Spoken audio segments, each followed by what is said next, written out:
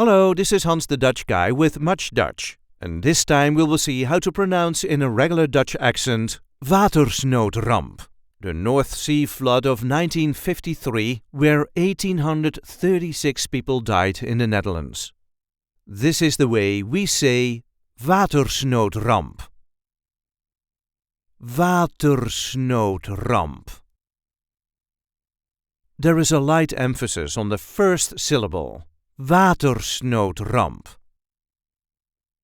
Watersnoodramp. Watersnoodramp. I hope this video was helpful. You can help us by liking it and by subscribing to our channel. We do have plenty of other content here, so be sure to check that out too. And if there are any words you need help pronouncing in Dutch, just let us know in the comments. And we will get that word on Much Dutch as soon as possible. Tot ziens!